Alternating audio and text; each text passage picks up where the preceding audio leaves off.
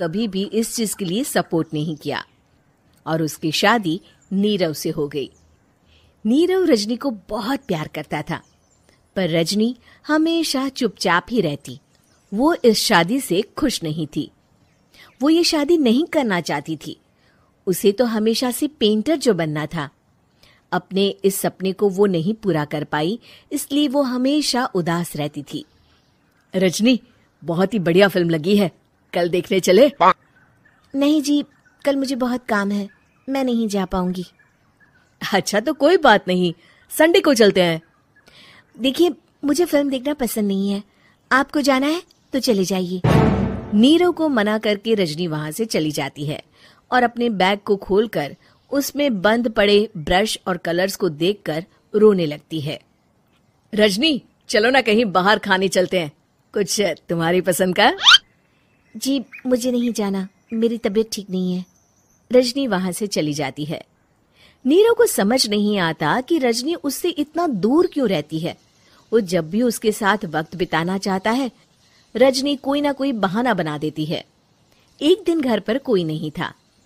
रजनी घर का सारा काम जल्दी से खत्म कर लेती है। घर पर अकेले होने के कारण वो सोचती है कि वो आज पेंटिंग करेगी।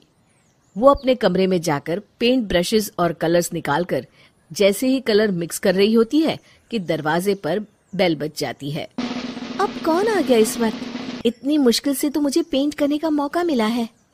रजनी दरवाजा खोलती है तो उसकी सास अपनी सहेलियों के साथ खड़ी होती है और सब घर के अंदर आ जाते हैं। अरे बहू, सबको शरबत बनाकर पिला दे, बाहर तो बड़ी गर्मी है। उफ। जी। रजनी पेंट ना कर पाने से उदास हो जाती है। उसे गुस्सा भी आ रहा होता है कि उसने इस शादी के लिए हाँ क्यों कह दी। वो रसोई में जा रही होती है कि उसकी सास उसे रोकती है। बहू, सबके खाने का भी इंतजाम कर लेना, आज का लंच तो ये सब यही करेगी। हाँ। रजनी बिना कुछ कहे रसोई में चली जाती है। सबके लिए खाना बनाती है। सब खाना खाते हैं और रजनी घड़ी देखती है कि ये सब कब जाएंगे ताकि वो अपनी पेंटिंग कर सके। जब शाम होती है तब सब चले जाते हैं अपने घर। अरे बहू, सब तेरे खाने की तो बहुत तारीफ कर रहे थे, सबको बहुत अच्छा लगा खाना।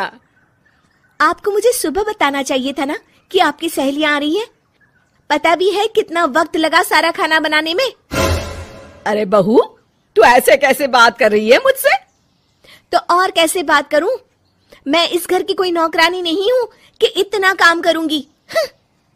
रजनी अपने कमरे में जाकर दरवाजा बंद कर लेती है। शाम को जब नीरव आता है तो उसकी माँ उसे पूरी घटना के बारे में बताती है। क्या रजनी ने आपसे इस तरह बात की माँ? हाँ, और पता नहीं उसे क्या हो गया है, शाम से बाहर भी नहीं आई है। मैंने तो कई बार आवाज दी, खाना भी नहीं खाया उसने। तू ही बात करके देख ले बेटा। नीरव अपने कमरे का दरवाजा खटखटाता है। रजनी, दरवाजा खोलो, मैं हूं। रजनी दरवाजा खोलती है और फिर वापस जाकर अपने बिस्तर पर लेट जाती है। रजनी, माँ से बात करने का ये क्या तरीका है? मैंने कोई गलत बात नहीं की है। अरे तुम क्यों ऐसे बर्ताव कर रही हो सबके साथ? क्या तुम इस शादी से खुश नहीं हो? रजनी कुछ नहीं बोलती। अरे बताओ मुझे रजनी, क्या ये शादी तुम्हारी मर्जी के खिलाफ हुई है? हाँ, मैं ये शादी कभी नहीं करना चाहती थी। तुमसे क्या, मैं किसी से भी शादी नहीं करना चाहती थी। रजनी रोने लगती है। चुप हो जाओ रजनी, बताओ मुझे, तुम क्यों नहीं करना चाहती थी शादी? रजनी बेड के नीचे से अपने पेंटिंग्स, कलर्स, ब्रश, पेपर्स निकालती है। इतने में उसकी सास भी कमरे में आ जाती है। ये देख रहे हो, ये थे मेरे सपने। मैं पेंटर बनना चाहती थी, पर माँ पापा ने कभी सपोर्ट नहीं किया और मेरी शादी करवा दी। मेरे सारे सपने टूट गए। हर वक्त बस गुस्सा आता रहता है मुझे।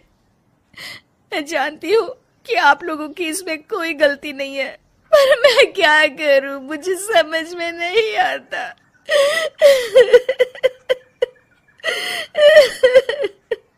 रजनी फूट फूट कर रोने लगती है।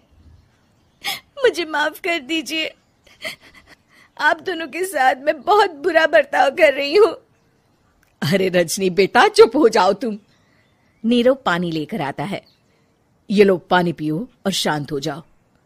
रजनी पानी पीती है और उसकी सास पेंटिंग्स देख रही होती है। अरे नीरव, हमें तो पता ही नहीं था कि हमारी बहू कलाकार है।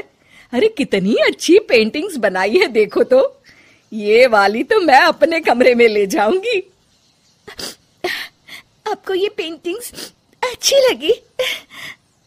अच्छी नहीं, बहुत अच्छी लगी।